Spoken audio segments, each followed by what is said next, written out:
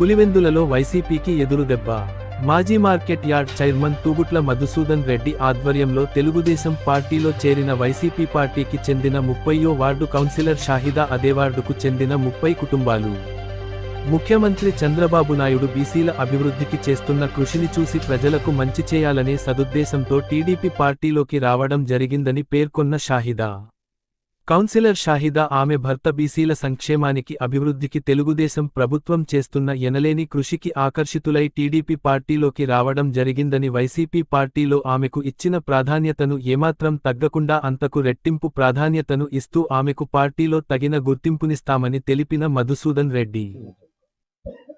గౌరవనీయులైన ముఖ్యమంత్రి గారి హయాంలో బీసీలకు ఎక్కువ శాతం రిజర్వేషన్ నామినేటెడ్ పోస్టులు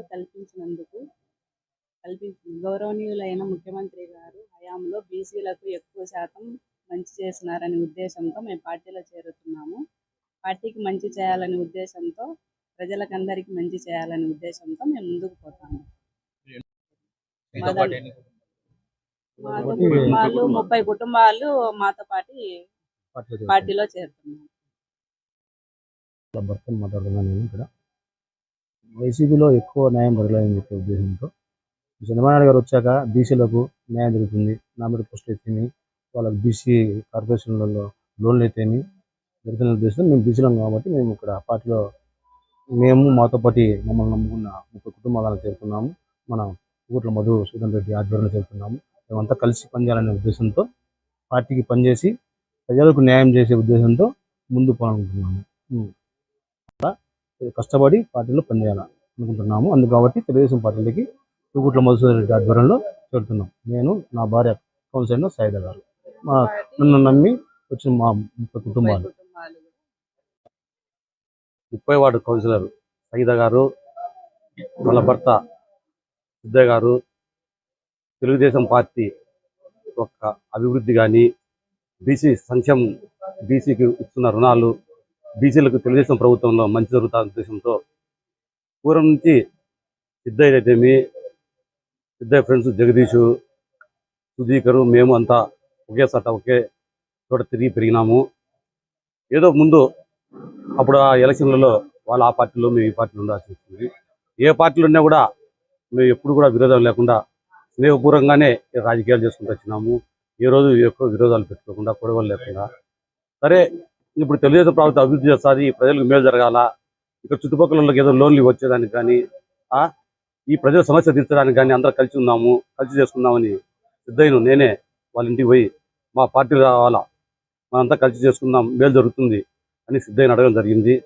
సిద్ధయ్య నా కోరిక మీద ఈ చెన్నారెడ్డి కాలనీ క్రిస్టియన్లలో అందరికీ మేలు జరిగే ఉద్దేశం ఉంటే నేను పార్టీలో వచ్చి పనిచేసానికి సిద్ధమే అని చెప్పినాడు. పార్టీలో చేయడానికి సిద్ధమని చెప్పినాడు.